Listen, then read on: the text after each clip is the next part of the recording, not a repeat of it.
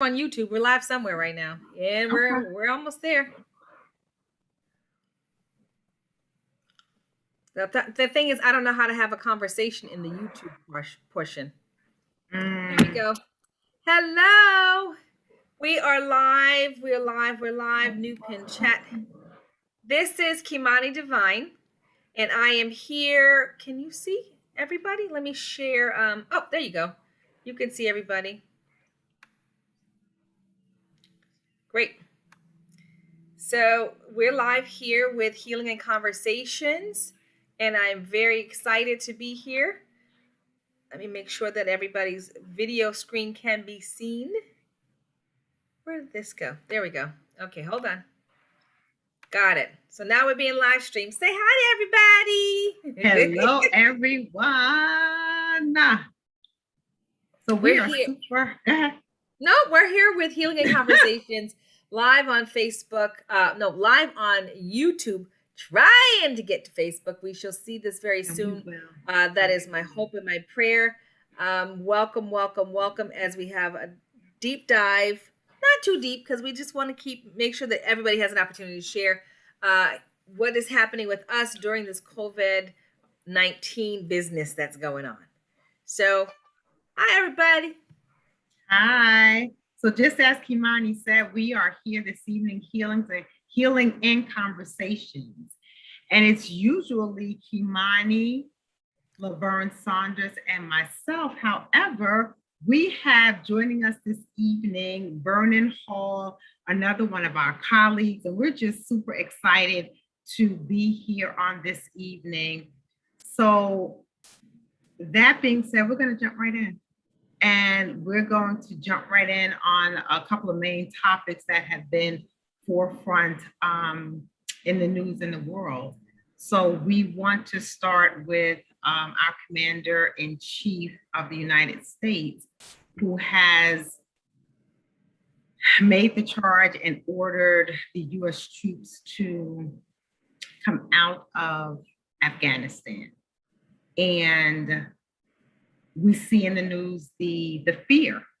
We see the concerns. We see the president leaving and taking refuge. We see the women and the girls who have deep concerns, and then our troops who have been there. I didn't realize that it's been 20 years. It's been a long time. Our troops have been there. They have sacrificed so much. And one of my dear friends, in 2007, he, on his third deployment, he sacrificed his life. So tough personal and a lot of pain there. So Vernon, I'm going to ask you to speak about that as you are a veteran, and just speak about everything that's happening in Afghanistan and the removal, if you will, of the U.S. troops. Well, one of the things that I was talking to some other vets about yesterday, actually, was that we should have left when what's his name? The leader was killed 10 years ago. We should have left then. The problem that Barack had was that he was afraid that what is happening now would have happened back then. So he stayed. And they stayed and they stayed and they stayed. And they didn't really have a way out without destroying those who was left. Mm-hmm. They could have done it a lot of different ways. They could have started evacuating the civilians before the military left. But again, I am not privy to what the president and his advisors were thinking about. There are a lot of Afghan vets that are angry. They are angry because nothing was accomplished. You know, nothing was accomplished. And we realized that Afghanistan has been a war-torn country for hundreds of years. Back in the 80s, they beat up Russia, you know. Then they came, and we went in, and the British went in, and they beat us up. It's a country where, you know, if you go outside of the capital or the main cities, you will run into villages that are basically 3 miles apart, but the dialect, they can't talk to each other because the dialect is different. You know, I had a vet tells me that he was a medic, and the, the the Afghans did not understand modern medicine, and they will see us, you know, help a soldier and get a soldier back, and they believed that we were able to bring the dead back. So they would bring the dead to the Wow. base so that they can bring them back to life. They were there are villages where there's no light, no electricity, no indoor toilet, living back hundreds of years like they were. It's a very difficult country, very mountainous, very dangerous. Um, and should we have gotten out? Yeah. The way that we got out could have been done a little bit better. Um, you know, we have a lot of soldiers who had died, who have lost limbs, that is going to live with that in their head forever. You know, I don't care what anybody said, whether you're Vietnam, whether you're a combat vet or you are just a vet. If you was in the military, you have seen some stuff.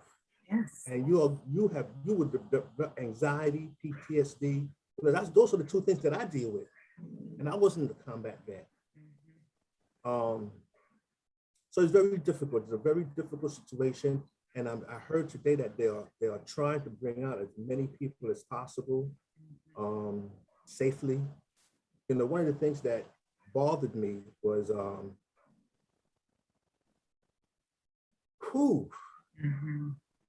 you know, I saw on Facebook that folks were so desperate, they was hanging on to the wheels of the airplane, and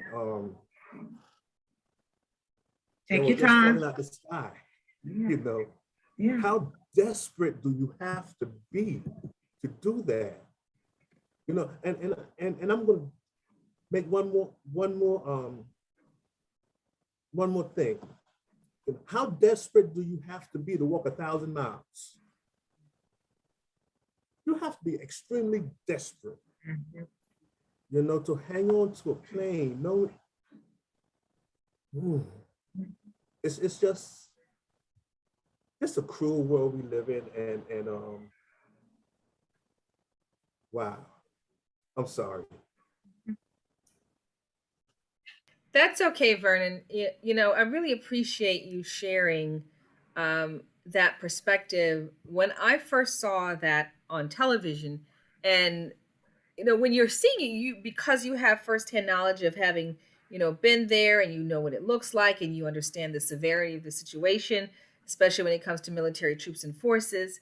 Um, but when I saw it, I really wasn't sure what I was looking at. I actually thought that they were trying to stop the plane from leaving. I had no idea that they were trying to get in. So, I know it just I'm sure it's a matter of, like, when you're seeing something with the perspective that you're having when you're looking at it, and it does break my heart, and it makes me so sad because um there are these people, our brothers and sisters, because I do believe that we are one human family. Yes. And it is this idea that it's us against them, or them, they, those, them over there is different, and we think that maybe doing something, to someone else doesn't also affect us. But the truth is that we can't do anything to somebody else that we're not doing to ourselves. And so my deepest desire and concern would be to, really, there has to be some action to the things that we do, and yet we cannot omit prayer. Right. And praying for, so as we do our daily spiritual practice and our daily work, and every time that you do the work to help your own mindset and well-being, my portion of what I think is I dedicate a portion of that to humanity, to whatever part that's connected to me and you, because we're still connected, and it's not just the color of our skin. There's something inside of you that's the same light that's inside of me, that's the same light in every individual, whether they could see it or not. And so my hope and my desire, and prayer is really that as I keep moving along and praying for myself and praying for others and doing the right thing one step at a time, that it begins to trickle out and affect everywhere, everywhere. So I was One of the very taken aback by seeing that. Yes. yeah, one of the things that I do, you know, I learned to stop asking God for stuff. And my prayer for myself is thank you for another day in your grace. Lord, please keep this world healed. Because this world is in turmoil. Not only do you have, Afghanistan, you got South Africa, you got Nigeria, you have, Haiti. And people are dying from this virus. And like you said, Bernard, there is so much pain and sorrow in the world, and so many people are devastated by different issues. You mentioned the coronavirus, which has impacted the entire world. You have the unrest and turmoil and just I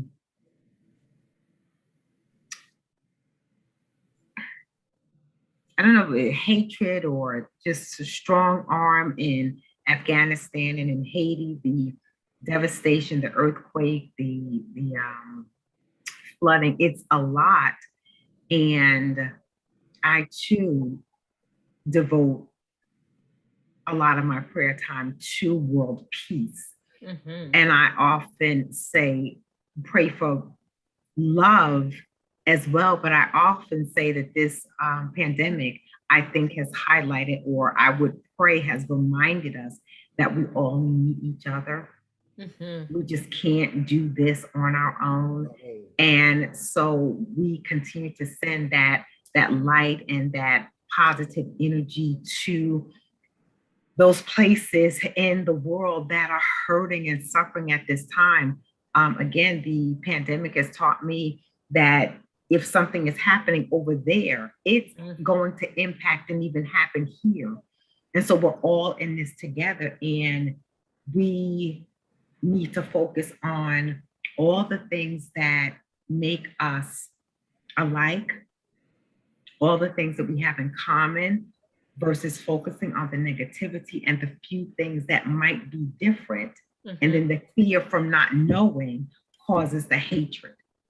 Yes. So that's different, and I don't know it. And so because of that, I'm fearful. And so because of that, I'm going to hate and dislike. Versus focusing on the positive and the love and the one kind, which is humankind. And I continue to say, if you line us all up side by side and cut us, we all bleed the same. We all bleed the same. So we need the love. That love, for me, I continue to say, that is the important, vital element that is missing. Yes, I agree. Bernard, can you turn your sound up a little bit?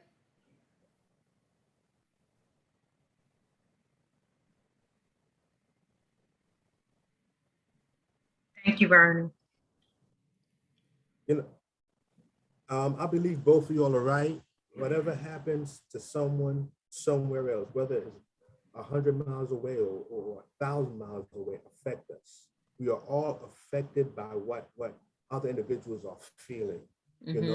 Whether it's emotional, whether it's financial, whether it's spiritual, we are all connected. We are all affected by it, and we cannot just think about what is happening to us, but what is happening to the world, to all of God's children. I'm not sure if I can use that, but that's someone. Yeah, you can use it. It's that's another thing. We have to come together where it's, stepping on tiptoes about personal beliefs. Like, everybody has a personal belief. And what your belief is, I'm not going to make you wrong for believing that. And we shouldn't, or collectively make anybody wrong for what they believe in. Everybody has that power to believe in something. And one of the things I was thinking about when when we're faced with differences, especially for those that'll be watching this later, one of the opportunities that we're granted when we're looking at something different, say you say God, somebody else says Allah, somebody else says Buddha, Krishna, all of that stuff. When we're faced with these differences, a good way to bridge that gap from fear to understanding or understanding is curiosity. Mhm. People have been very afraid, especially when it comes to spiritual perspectives, that just because I'm sharing this information with you is going to change your mind, or it's going to make you something different, or it's going to bring you over to this side. Well, the truth is, if you have when you are exercising, not if you have, when you're exercising your faith, right? Your faith is strong, and when it's strong, you have the capacity to withstand, to hear anything and still stand strong in what you believe Yes. in, because there's nothing in opposition to that. Nothing is in opposition to what you believe. Everything is in, it doesn't have to be in agreement, but it also doesn't have to be in opposition. And those two things can exist Exactly. at the same time. Yeah. Exactly. So when we And look that, at each other with like curiosity, like, oh, so tell me more about that. And not in mhm. a condescending way of, oh, so tell me more about that because I know you wrong. No, look, just share with me what you believe and how you believe that, and that you grew up that way and I grew up this way. This planet is big enough. It's like saying there's one bug and only this bug is the bug. Like there's tons like this. There is a creative principle that I believe, I call God, that has created so much on this planet. So much, like everything you see, like all the different languages that people speak. Somebody speaks Spanish and somebody speaks Portuguese and somebody speaks French and another person speaks Italian or Arabic or Swahili. There's tons of different languages. And so it's according to what you understand. And when we get that, when we really get that, then we could just lay down our arms, like gonna lay down my sword and shield. And the riverside really is the tranquility that comes when we all gather together as people. That's my thought. And One that's of the the things, education piece where, so you see something different, someone different, a different perspective, a different thought. And instead of immediately making your guard even higher, because we walk around with the guards, lower the Exactly. guard and say, oh, wow, that's interesting, or that's new, or that's different. Tell me more about that. I never heard of, I never thought. And so then it opens up for a conversation of sharing and learning and growing, because we're all one. Mm-hmm. yeah. We're all one. And I just had this conversation with a gentleman yesterday. It's so much easier to share the love and the smile than the frown and the hatred. That's just exhausting and it's too much work. But to share that love, because truth be told, each person that we encounter, everyone is dealing with something. And we're Something. all trying our best to manage and cope with whatever it is we're dealing with. Mm-hmm. So a little more compassion and love and understanding and gentleness. One of the back in the 80s when I left the military, I started dating this young lady, and she was a member of the Moon Church. I don't know What if you church? remember Moon. Moon. Boone? I don't know if, Moon yeah, Church. Oh, the moon. Oh, Yeah, the Moonies. yeah, Yeah, I've yeah. heard of them. yes, yes, Uh-huh. yes. She was a member. I didn't, that wasn't my thing. And we got along very well. I accepted her for believing what she wanted to believe. Mhm. Moving forward, back in the 90s, I started practicing Buddhism. Ah. And folks would ask me, well, I was like, I'm interested in it and I want to know more about it. So I practiced it for a little bit. And I had to explain to someone, I think Kamani said it, how many ways there is to get to my house. There are about 5, 6 different ways. Which one is the right one? Any one you take is the right one. If you are practicing love and compassion, that is the right road for you to take. My religion is my religion because I grew up in it and I just wanted to try other things. Mm-hmm. I even, I read the Quran. A friend of mine who's Professor David St. Peter's, he gave me the Jewish Bible, which was translated in English to read. So I have read a lot about different religion. All of it talks about one thing: love thy neighbor as thyself. Mm-hmm. You know, and it's one of the things that I think can help us understand what's going on in Afghanistan. We don't love them. Mm-hmm. We look at them as those people over there, those savages. They still, the men's are wearing dresses and the women got their head, their face covered. That means they're doing something bad. No, they're not. That's just their religion. That's just what they choose to practice. And if we can understand and love them the way we love ourselves or our children or our mother or our fathers, I think this will be a better world. And we will Mm-hmm. be able to understand what those people are going through and be able to Mm-hmm. be compassionate about it. Mm-hmm. Mm-hmm. What And breeds so, compassion? Excuse me? I said, what can we discuss? I'd like to know what we think, what breeds compassion. I think a lot of, because I'm hearing, we're talking about love and love your neighbor as you love yourself. And perhaps a huge piece of that is that people just don't love themselves. Mm-hmm. They have maybe experienced unhealthy love. Um, they have examples of different types of love that could be hurtful Mm-hmm. and has been labeled as love. So a lot of people don't love themselves, right? Because they just haven't received. They haven't received the good and healthy love. They haven't received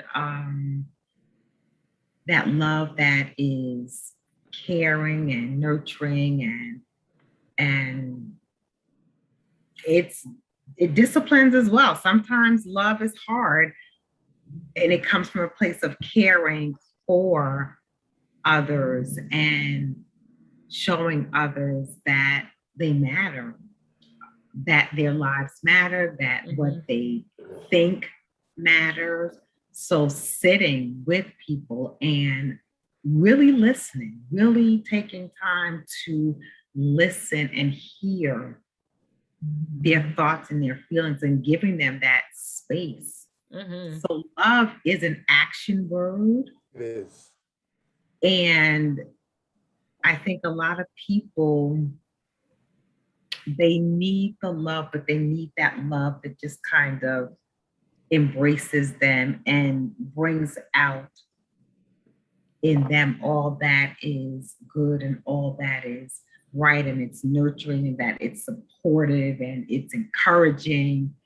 I think that love, and then there's a word, that agape love, brother, Mm-hmm. sister, that love is what is missing. And that's just, agape is just the basic, that's like the basic love. And that basic love is missing. There's just a lot of hurt.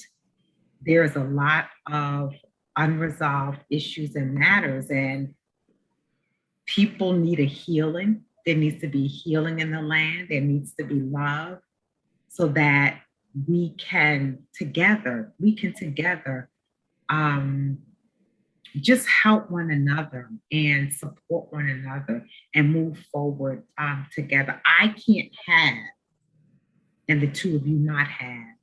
And I know that you not have. Shame on me, because that's not love. Mm-hmm. But what love is if I have and I see that the two of you are in need, then I'm willing to share and not fearful that, wait a minute, if I have and if I share with Vernon and Kimani, then that might lessen, or then I might not have. No, I have an abundance. I'm going to share. I believe that God will continue to bless and sustain, Yes. right? Yes. And so then as I help the two of you, then you two in turn go and help. And then it's a ripple effect outward of love and caring and support. And then the entire world is just walking in that, and there's no lack, and there's no hurt, and there's no pain, and there's no, I guess, the selfishness is gone. It's a lot of selfless acts of showing that kind of love and support. And that is what is missing. That's what's missing. One of the things I'm going to disclose something. When I left the military, I was extremely unhappy with life. Mm-hmm. You know, I told myself that I became a man at 11 when my grandmother died. My mother didn't want me, but thank God he put other people in my life that nourished me. Mm-hmm. And right after I got out of the military, life was extremely bad, and I attempted suicide. Right before I pulled the trigger, something in my head said, you know, your grandmother's going to be extremely disappointed in you. She's dead. She don't know, but the love that she bestowed on me saved my life 23 years later. So, you know, the first 10 years of my life, I couldn't sleep with nobody else. So I had to sleep in her bed. And I would urinate every night. And every morning she would say, baby, how are you doing? I just peed on you. But the love, it didn't matter to her. You know, so that saved my life. And I think when we grow up in an environment where nobody loves you, you can't think about that love. You can't fall back on that love. You don't develop compassion to love anybody else, because you are still looking for that love. You know. Thank you, Vernon, for sharing that so much. I really appreciate your vulnerability and your ability to be so candid. That helps me really know, and hopefully the people that are watching this now and in the future will really get to see that love is so important. And it's a trigger word for some people because they don't have it or they haven't experienced it. But if you can break it down into segments of kindness that become linkages toward this expression called love, and it becomes an experience. And so moments of kindness, if you can't, because love has different variations and stages in which it shows up, so that we're able to tap into the energy of it. I like to say frequency, but I don't want to freak anybody out. So let's just say the energy of love, right? And when you could link acts of kindness together. So we then, each of us begins to know, you know, Colette knows, you know, I know, the people that are watching will begin to remember, Donnie knows how important their life is. Like Vernon, your life is really important. You matter because you are a link in that chain of kindness towards somebody at some point. We don't know how we affect people's lives. You have no idea how important you are until, if somebody could play it back, maybe that's what happens when we get on the other side. We get to see all the moments of our magnificence when we connected with one person that we just saying hi to that one person saved their life. Just that one act of kindness, because we don't know where people are. We work for the Mental Health Association. We don't know. We understand the fragility that the mind can have. It is strong and fragile at the same time. The same thing for the heart. I think my friend Donnie might have said to me one of those days that the heart is wait, what'd you say, Donnie? Fragile? Said it was I can't remember exactly, but there was something about it being fragile. You know, it's a strong place, but it has moments that it can break. And prayerfully, when it breaks in such a way that it opens up and shares more light. So that space, the cavern that the pain is, once we excavate that and take out and heal the those parts of us that feel broken, right? Then we could really share from that space that's now healed, the scar, right? Not the wound, but the scar. The scar is a story of your strength and your power. And then from that, we can share the love. Vernon, yes, thank you so much for sharing, because as you were sharing and being so open and transparent with us, your grandmother showed you what I call that unconditional love. And immediately, as you're sharing that story with us, I thought of my parents, and I often say that they are living examples of what God speaks of with that same unconditional love. And you may not like the person's actions speaking personally, right? Some of the things that I have said and done, my parents maybe did not like, actually hated, but they still loved me and loved me as their daughter. So we also need to be able to, it's helpful if you can separate the action I absolutely dislike, but you I love. And there's nothing that you can do or say to change that. Your behavior, don't really care for that, but I love you. And that's that unconditional love. And that comes with growth, and that comes with maturity. And if we could just share that and teach that, I think, to our little people, I often say, because they're our future. And so teach that to them, that foundation, then let them go. And they're now sharing with their peers, and it's building, and it's the unconditional love. And it's okay to dislike the action, dislike the words, but you as a person, you as a human, I love, and it's not going to change. And there's nothing that you can do to alter that. Just trying to unite the world and people. And I pray that the right people, the people that need to hear and see this healing and conversation, so that that healing can begin. You know, I think you're right. It's been about 3 years now, but when I first came to Asbury, I was working with Georgia Hospital Association, and I started working with Mercy Center, and they had a program for teenagers who were on parole for stuff that I used to do. I got a spank on my hand, and I went about my business.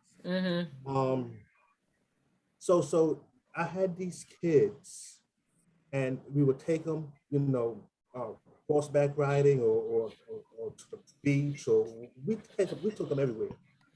And the grant ended. 6 months later, Thanksgiving, I'm in Virginia Beach, and I got a phone call from one of the kids' mother, and she said, "Vernon, Jameer told me to call you, let you know that he's been shot. He's in the hospital, and he might be paralyzed for the rest of his life." So she said, why he loves you so much. Like, I just bought him pizza. I just kept on buying him pizza. Yes. So, and we while he was in the hospital, another friend of mine, her name is Maureen, we worked with these kids. We would go visit them every week. And one week I missed, and he called me all upset. "You didn't come see me." Okay, I'm sorry.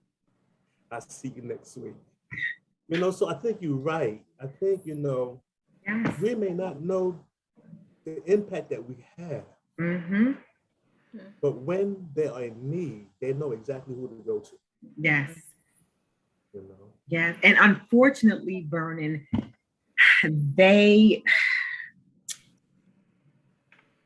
they get a twisted type of, so if we as their family, as we as their church family, if we as their community, if we as the people who interact with them daily do not give them the love that they are seeking, and they may not have the verbiage to say, Kimani, I need love. Kimani, I need to spend time with you. Vernon, I just want to sit and be with you. If we're not wise enough to look at the action and the behavior, that is when we lose our youth and our future to the gangs. Because in a warped way, the gang members give them that love that we fail to give them. And then we wonder why. So here all you did was buy this young man pizza, something so minor, excuse me, to us, however, huge and tremendous to him. And it doesn't take much. I call them little people because they are little people. They know when we care. Yes, they do. I was a teacher. They know when you are sincere. They will gravitate. All you have to do is show them just a glimmer of love. They will gravitate to you. Yes. And they will call you out if you're faking it. You're lying. You don't love me. Yes. So we have to pour into the little people because one, they need it. Two, they deserve it. And because three, they are our future. Yes. Yeah. The little people. I love Colette that you said, and I think that it's really bears repeating and to be noted that people, I hope they really take that on, that it's the action and not the individual when you don't like something, you know, and that's really important, especially for parents and for, you know, kids to get it. Like, it's not like I don't like you, I don't like what you're doing. You did. Right. And that is so powerful. That is so powerful. Even as adults, right? Yes. I need to be able to say, you know, Vernon, you offended me when you said, you know, Kimani, I was quite upset when you did. I still love you. But what you said and what you did, you know, even as adults, and I say, and I don't know where it shifts, but the little people are super honest. And then somewhere there's a shift and the honesty. And I think when we lose that honesty, we're losing another important piece that we don't get back unless we are mindful of it and kind of work to, okay, I am going to have integrity. I'm going to be honest. The honesty, it's not an attack on Colette, and it's not to be hurtful. It's just the honesty. And if I can step back out of my feelings for a moment, then I will be able to say, you know what, Vernon, that stung a bit, but you were right. Or, you know what, Kimani, now that I'm out of my feelings, what you said, it actually helped me. You know, we need that as well. We need the love and we need the truth together. Yes. So I'll be vulnerable and candid. And this has really been an interesting thing because I love being honest. Honesty is really important to me. And however, when I was a younger person, I was punished for being honest. And so it creates an internal conflict because there was several components. So you know how trauma is informed in the body, right? So there was an actual experience, a physical connection. So there was a physical experience and an emotional experience. And so that created an impact, really, like a little impacts when I think of them and how I understand them in my body and in my mind and my spirit. When the record gets to that part, it starts to skip. Well, that shows our age, there's a glitch in that moment. So in the past, I have experienced challenges being honest because where I want to, it becomes a visceral experience in my body that there's this like fear that comes up for no reason. Like, and I ended up learning to talk myself off that ledge because I was like, what are you scared of? What's the worst that could happen? They either like it or not like it. But there are people, there are people out there that want to be honest, but something has, it prohibited them, an experience as a young person that has prohibited them from being honest. And so, what would you suggest if somebody else had that experience? I know what I did, but what would you suggest? Me or Colette? Either, both. Sure. Burning, by all means. I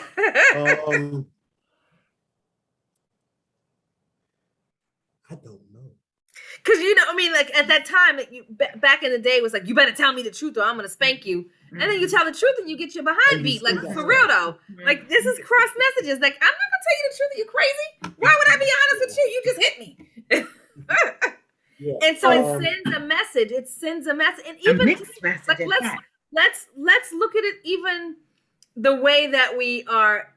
Okay, because right now, my head is unfolding this conversation. I'm a Gemini, so I go a little bit faster. I'm having one and having another one on the inside. Wait, can I jump in? Because Vernon didn't know how to respond. And so for me, that's why it is so important and I'm stuck on the young people because that's my passion. That's my heart for the young people, the future. It's important for them to have a trusted adult in their life. Mm-hmm. Yes. If that cannot be their parents or their guardian or their caregiver, they must have someone they trust. Teacher, neighbor, church member, some trusted adult. And so I would encourage them to hold on to the truth. I would encourage them to speak the truth and be honest. And I would encourage them to come back. If I am that trusted adult, you come back and share with me if there are any negative effects or repercussions as a result of you being honest.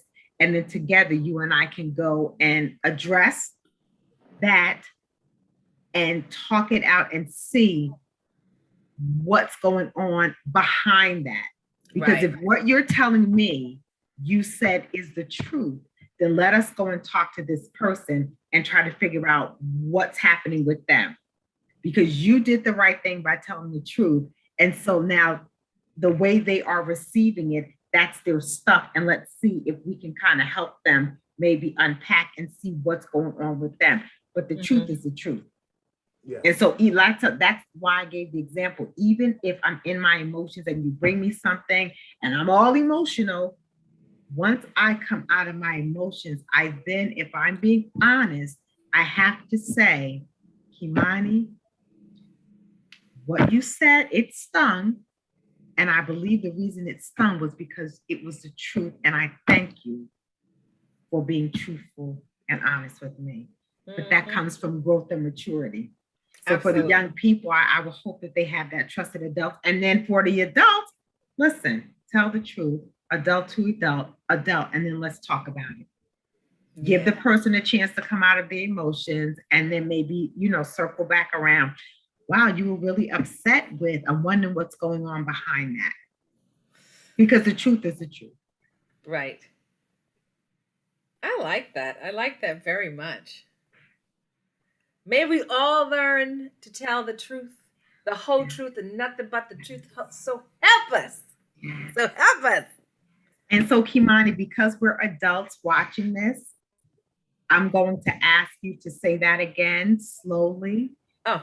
Just so that it can sink in, because I find that, and there's a song that I listen to, If the Truth Were Told, but people really don't tell the truth. Never heard that before. Yeah, if you can say that slowly, because, so for me, right, I need Vernon and Kimani to speak truthfully to me. Mm-hmm. It doesn't help me, right? You don't love me if you're sugarcoating it. Right. And expecting me to figure it out, because guess what? I'm going to figure it out in Colette's favor.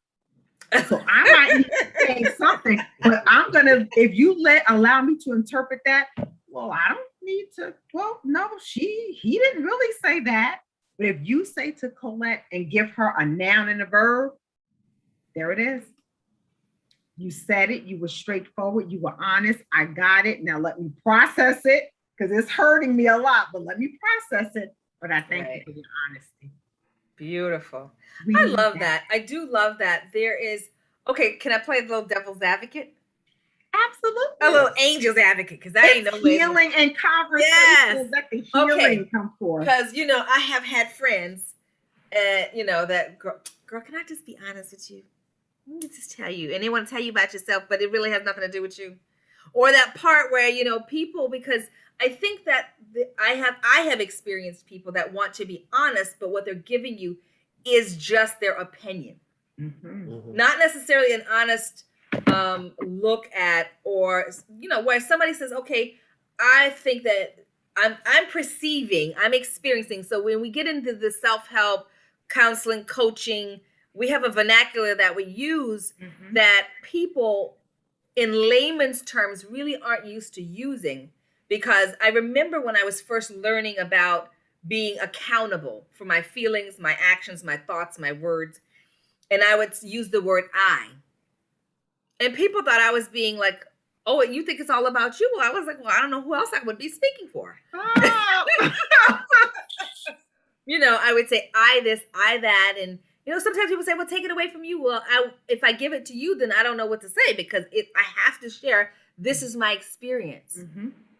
The way that people that I've experienced them doing it is that they want to share their experience, but do it from a passive aggressive way that is not really saying, you know, really owning what they're doing. You know, I just think you mean. And I just think that you think you know it all.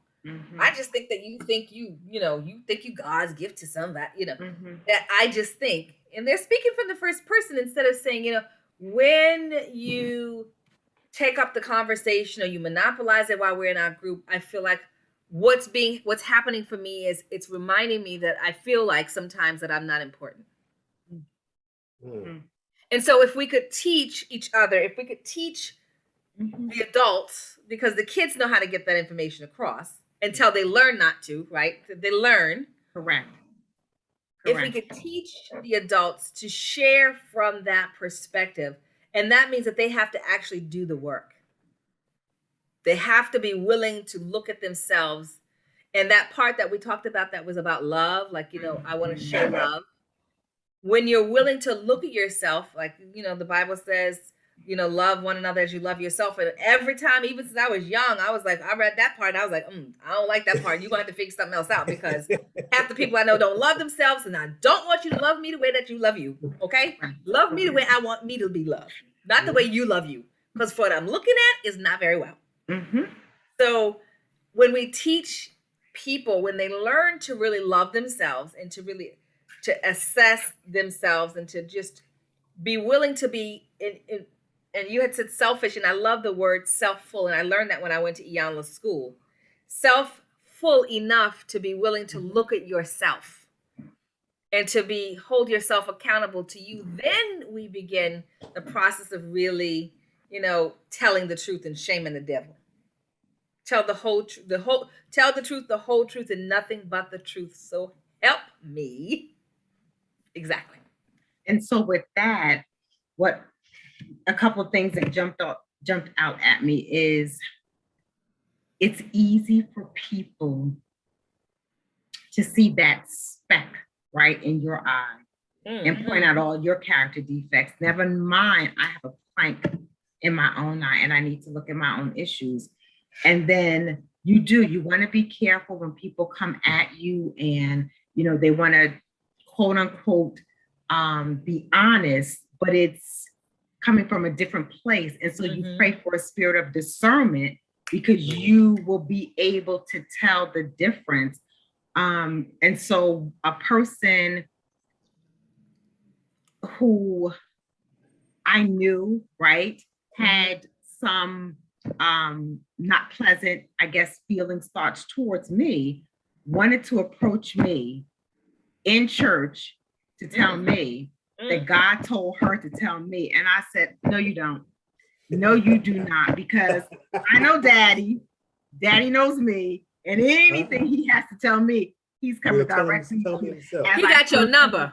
Got my number as I turned and walked away. So you need to know, right?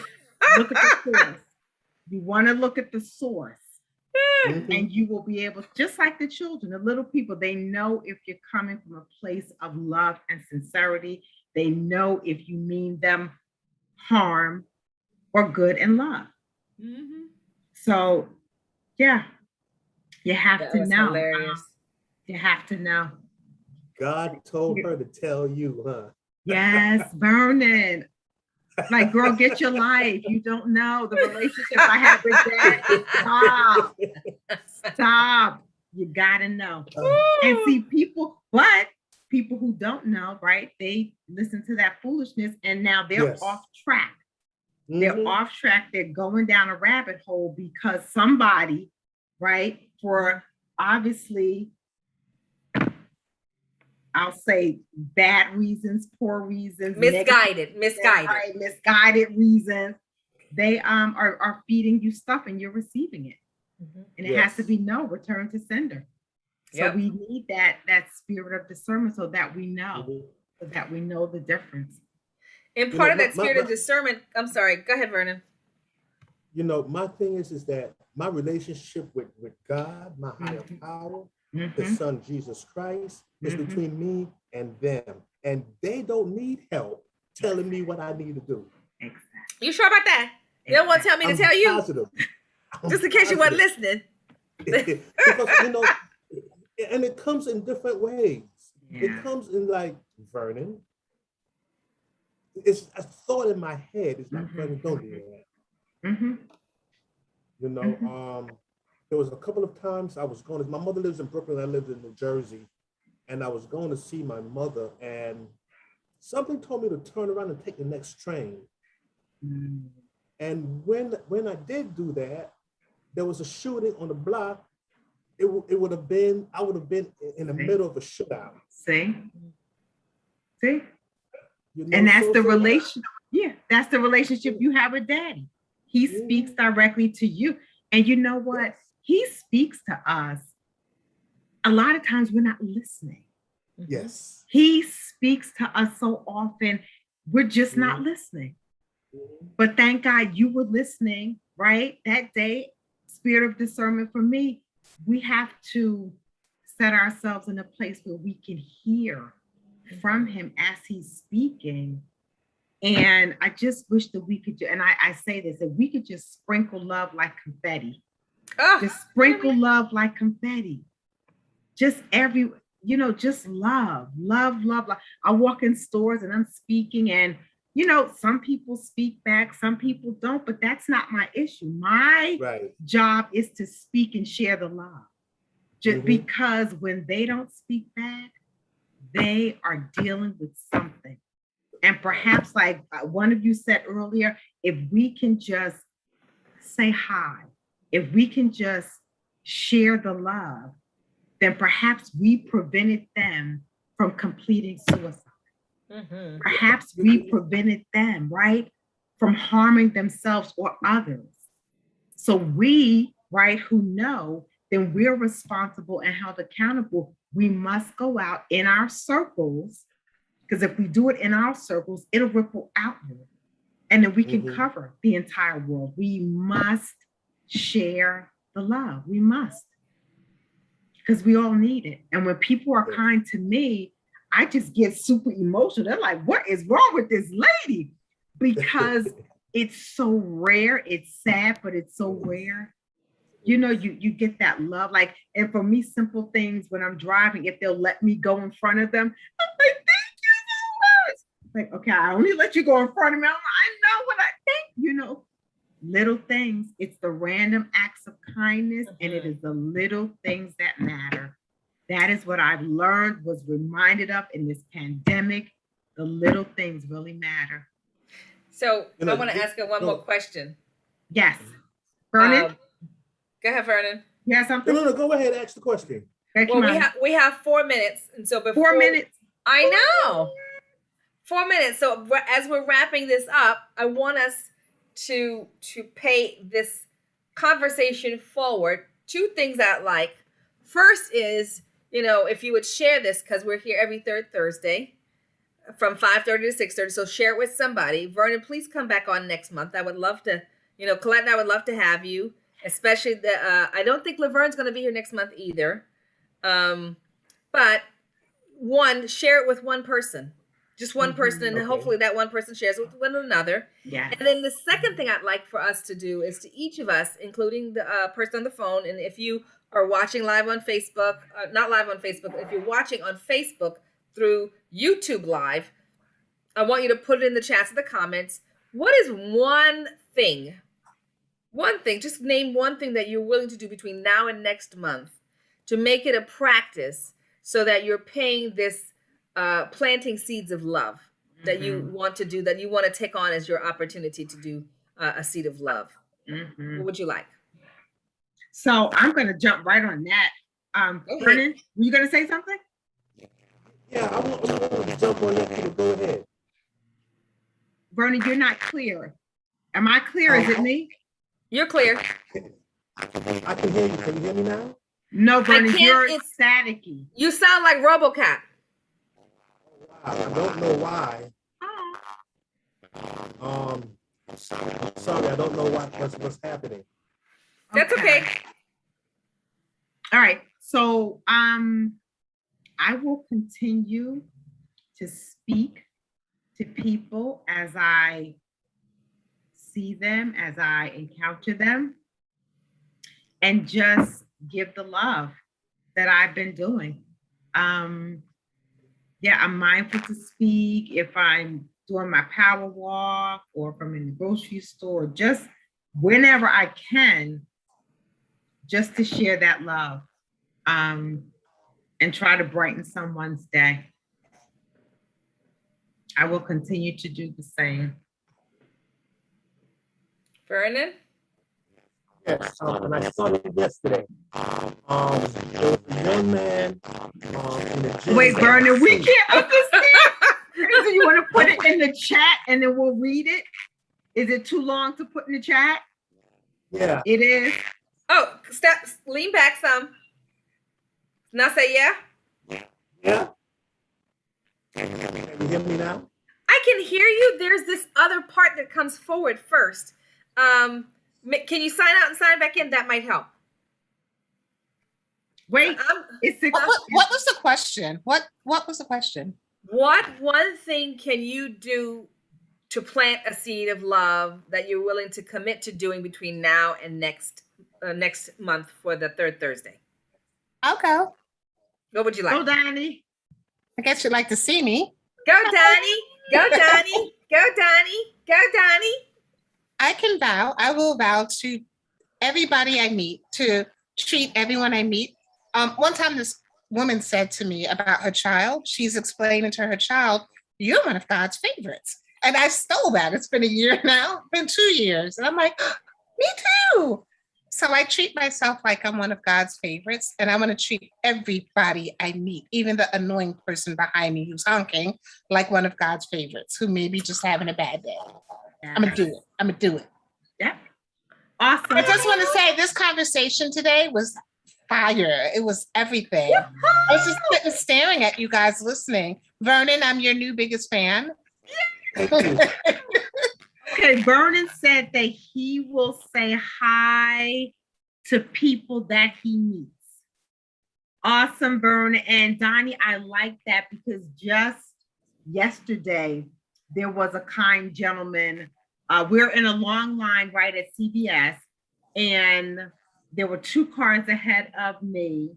And so he was behind me. So the first car moved up, but there was still a car in front of me, right? So we still have to wait. But he was kind enough to honk at me in the line so we could hurry up and wait. So yes, Donnie, thank you for that. Where are you going? Why are you honking? We can't go anywhere. So yes, and I'm sending you love also. So thank you. Yeah, love for all. Love for all. I would like very much to, I know that I go to Starbucks at least once a month for sure. And I would like to treat somebody unsuspectedly to something nice. That's what I would like to do. Yeah. So I'm going to buy I don't know what the minimum gift card is for Starbucks. I'm going to get maybe 2 of them, maybe 3, depending on how much money it costs. And I'm going to just give them to somebody.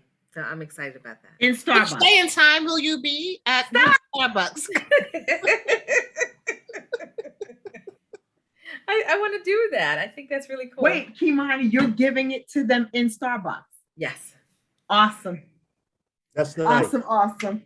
That's fun. I paid the toll for the vehicle behind me. I would like to do that, but there's no toll booths anymore. I've done that. Yes. Where Oh, will you I be? do it, I think weekly. I'll just pay on the Parkway. I'll pay for the person behind me because I refuse to get Easy Pass. So I pay all the time. And then I speed off so they can't try to find me. Exactly. Isn't it fun? It's fun. Can you hear me now? Yes. Vernon. Woohoo! What happened was a couple weeks ago, I saw this new guy come into the gym, and in my head, I was like, he's mean. He's just mean. Didn't speak to anyone. So yesterday, we just happened to be working out next to each other, and I left to change my shirt, and I came, and I was in a locker room, and he was in the locker room. So the guy who was cleaning the locker room kept on getting in my way, and he started laughing. So I came up to him and was like, did you play football or basketball for which college? He said, no, he played for the Navy. I was like, oh, so I work with veterans. I try to get veterans help and stuff. So we talked and we developed a friendship to the point where I am going to introduce him to someone who might be able to get him a permanent job. Excellent. Vernon, before we go, can you say what you do? Well, I'm a veteran mental health navigator, and from Mental Health Association, I do men's wellness and a vet group called Warriors Welcome. Awesome. And when is Warriors Welcome, and how can they find it? Every first and third Friday at 6 o'clock. I can send you the flyer, or you get it from Jay. I have the flyer, so the next month when you come on and in future conversations, which we'd love to have you as a part of this on an ongoing basis, right, Colette? Please come with your information, and then we can put it in the chat. Okay. So that everybody that's here can benefit from it. And then the more people that we invite, because we each have said yes to inviting somebody for next month, then we can get the message out, because this platform, and we've reached time, but this platform is about healing. This platform is about healing and conversation. And it's not just about me or Colette or Vernon, or it's for everybody, people of color, people not of color, because while yes, people of color have been impacted by mental unwellness, and not seeking or not having full access to mental health, we want to make sure that what each one does for all. And so let's just get the people coming in and get some support for our mental well-being and love. We're planting all seeds of love. Absolutely. Because just as we said, we're all in this together, and we are here for everyone. Because we all need each other. So this is awesome.